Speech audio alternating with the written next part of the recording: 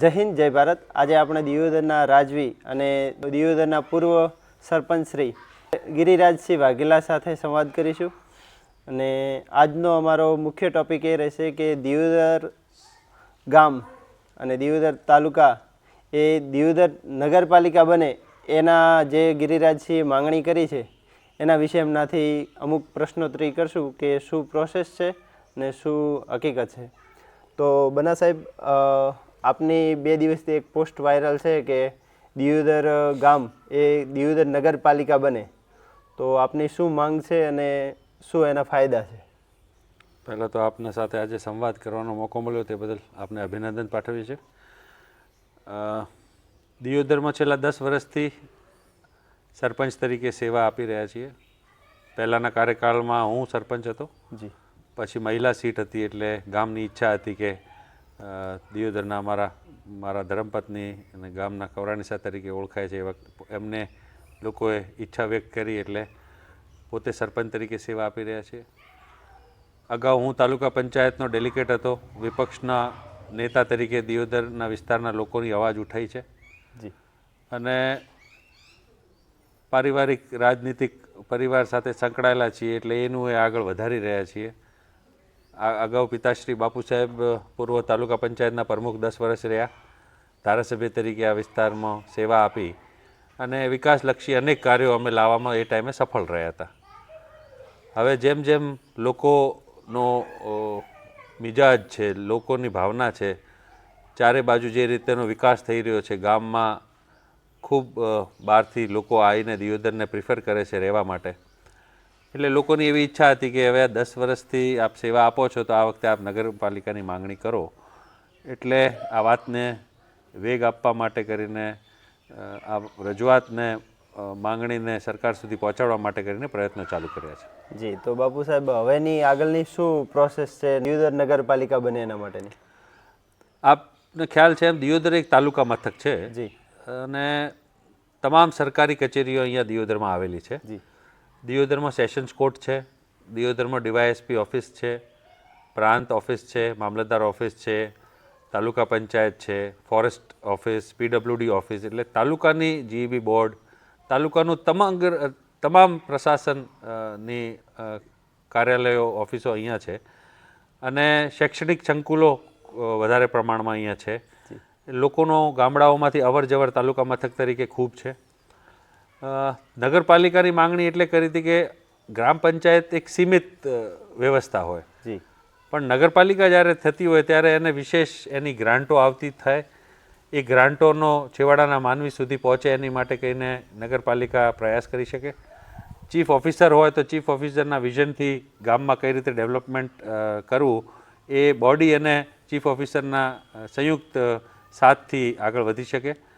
અને અમુક પ્રાથમિક સુવિધાઓ જે જરૂર છે કે નગરપાલિકા જો થઈ જાય તો અમને ફાયર ફાઇટરની સુવિધા તરત મળી રહે, કેમ કે હજારો દુકાનો અહીંયા છે, મોલ છે, આ બધી વ્યવસ્થામાં ફાયર સ્ટેશન મળી રહે તો વેપારીઓને એક એનો સાથ મળે।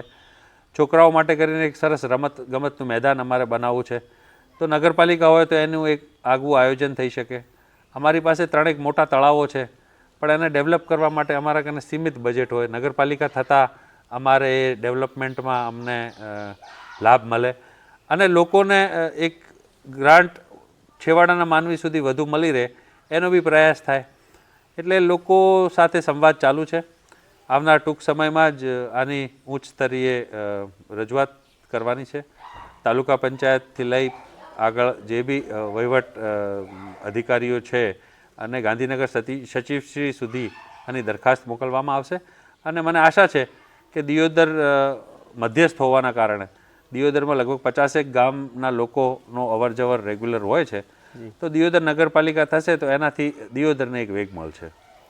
જી, જે રીતે બાપુ સાહેબે સંપૂર્ણ માહિતી જણાવી એ પ્રમાણે હાલની સિઝન ચાલી રહી છે, ચોમાસાની સિઝન, અને મેં પહેલાં તો જાતે આ વિસ્તારને જોયો, સમજ્યો કે અહીંના લોકો કઈ રીતની વ્યવસ્થા ભોગવી રહ્યા છે।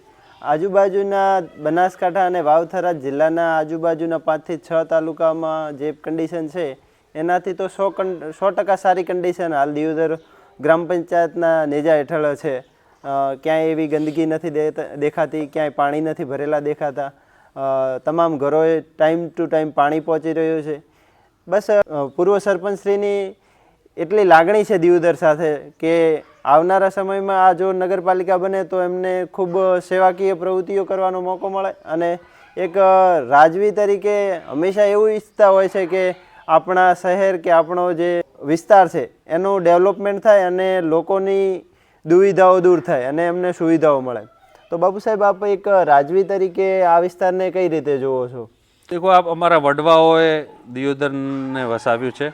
અમારા વડવાઓમાં દેવાજી કરીને જે હતા, સુરવીર હતા, લોકો આજ બી એમના ઇતિહાસની ગાથા ગાવે છે. અને અમારા વડવાઓના પાછળ અનેક ગામો વસેલા છે. ચમનજી બાવો જેવા વડવાઓ હતા જેના પાછળ ચમનપુરા વસ્યું, સરદારસિંહજી બાવો હતા એના ઉપર સરદારપુરા વસ્યું, ભગવાનસિંહજી બાવો હતા એના ઉપર ભગવાનપુરા વસ્યું. એવા અનેક ગામો દિયોદરના લોકો આજ બી અમારા પરિવાર સાથે સંકળાયેલા રહ્યા છે. અને અમે લોકો 5-1 વખત અહીંથી વિધાનસભા તરીકે ચૂંટાઈને ગયા છીએ. લોકોનો પ્રેમ હતો. વિકાસના કામોમાં અમે જે તે સમયે બાપુ સાહેબ ધારાસભ્ય હતા એ ટાઈમે અમે GIDC લઈ શક્યા અહીંયા. રેલવે સ્ટેશન અમારી સાથે કનેક્ટિવિટી છે. અમારી પાસે 220 જેવી મોટી સબસ્ટેશન, ઇલેક્ટ્રિક સબસ્ટેશન અમારી પાસે અહીંયા છે. અમારી પાસે બસ ડેપો, રેફરલ હોસ્પિટલ, સરકારી કોલેજ બી અમે આ વખતે લાવવામાં સફળ રહ્યા છીએ. એવી અનેક વ્યવસ્થાઓ ઊભી કરી દીધી છે. અને નગરપાલિકાનો દરજ્જો મળતા મને એવું લાગે છે કે દિયોદરને એક અનેરો ઉત્સાહ મળશે.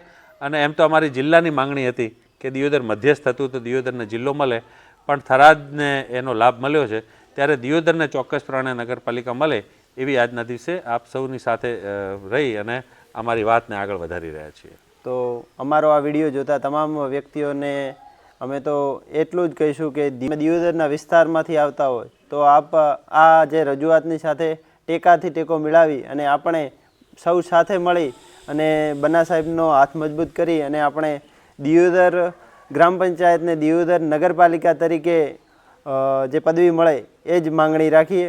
જય હિન્દ, જય ભારત. Thank you.